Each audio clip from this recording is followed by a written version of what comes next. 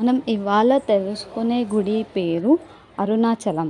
అరుణాచలం ఈ ఆలయం తమిళనాడులోని తిరువన్నామలైలోని ఉంది. ఇక్కడికి వెళ్ళడానికి చాలా ట్రైన్స్ ఉన్నాయి. చాలా సౌకర్యవంతంగా మనము ఈజీగా వెళ్ళొచ్చు. కష్టపడాల్సిన అవసరమే లేదు. ఎన్ని ట్రైన్స్ ఉన్నాయి. మనం ఏ ఏరియా నుంచి వెళ్ళినా కానీ కూడా మనకి టచ్ అవుతూ ట్రైన్ వెళ్తుంది. కాచిగూడ నుంచి మదురై చేరుతుంది. మదురై నుంచి కూడా మనకి ట్రైన్స్ అందుబాటులో ఉన్నాయి. తిరువన్నామలై నాకు ప్రొనౌన్స్ చేయడం చాలా కష్టంగా ఉంది. మళ్ళీ ట్రై చేస్తున్నాను, వినండి. తిరువన్నామలై.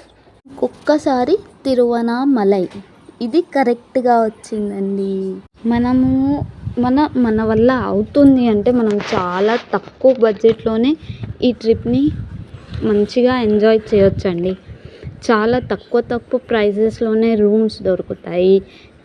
ట్రావెలింగ్ ఛార్జెస్ చాలా తక్కువ ఉంటుందండి. కొంచెం మనం వాటి గురించి అవైలబిలిటీ చూసుకుంటే చాలు. రూమ్స్ కూడా అవైలబుల్ ఉంటాయండి. లాకర్స్ కూడా అవైలబుల్ ఉంటాయి టెంపుల్లో. ఈ టెంపుల్లో స్పెషల్ ఏంటంటే గిరి ప్రదక్షిణ మొదలు పెట్టాలంటే గుడి ముందు ఒక దీపాన్ని వెలిగించి మనం స్టార్ట్ చేయాలి.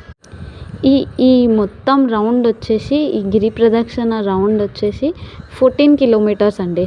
మనము మంచిగా భక్తితో ఈ ప్రదక్షిణని పూర్తి చేయాలి. 8 లింగాలు ఉంటాయండి ఈ మొత్తం గుడిలో. 8 దిక్కులో 8 లింగాలు ఉంటాయండి.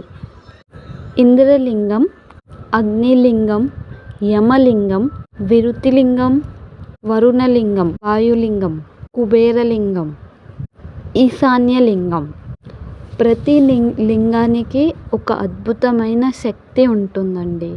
కుబేరలింగం తర్వాత మనకి మోక్షలింగం వస్తుంది. ఆ మోక్షలింగం ద్వారా మోక్షం లభిస్తుంది అనేసి నమ్ముతారండి ఇక్కడి భక్తులు.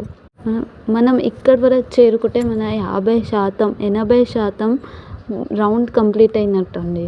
మన ప్రదక్షిణ కంప్లీట్ అయ్యాక మనం స్టార్టింగ్ ఎక్కడైతే దీపం పెట్టామో మళ్ళీ వచ్చేసి ఇంకో దీపం పెట్టాలండి. అక్కడ మన కోరుకున్న కోరిక కోరుకొని ఆ దీపం పెట్టుకుంటే మన ప్రదక్షిణ అనేది కంప్లీట్ అవుతుంది.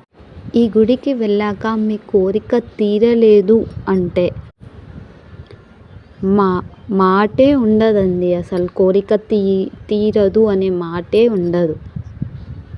కొన్ని కోట్ల జన్మ ఎత్తిన శివుడి అనుమతి లేనిదే మనకి ఈ టెంపుల్లో అనుమతి ఉండదు అనేసి ప్రజలంతా నమ్ముతున్నారండి ఇప్పుడు ప్రజెంట్ అయితే.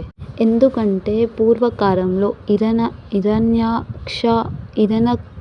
అది ఒక రాక్షసుడు పేరు నాకు సరిగా పలకడం రావట్లేదు. ఆ రాక్షసుడు ఉండేవాడండి. రాక్షస రాజు ఉండేవాడండి. అతను అరుణాచలం వెళ్ళాలని అనుకున్నాడండి. శివుడికి అతడి బుద్ధి నచ్చలేదు. కేవలం ప్రపంచాన్ని మీద ఆధిపత్యం చెలాయించడానికే అరుణాచలం వెళ్ళాలి అనేసి ఆ రాక్షస రాజు నిర్ణయించుకుండు. అయితే శంకరుడు అతను అరుణాచలం వస్తున్నాడు అని తెలుసుకొని అతని భక్తిని పరీక్షించాలి అనుకొని అప్పుడు శివుడు ఒక బ్రాహ్మణుడి వేషంలో హిరణ్యకశిపుడు దగ్గరికి వెళ్ళాడు. వెళ్ళి 14 సార్లు గిరి ప్రదక్షిణ చేయమని అంటాడు. హిరణ్యకశిపుడు అప్పుడు అంగీకరించి ప్రదక్షిణ చేయడానికి మొదలు పెడతాడు.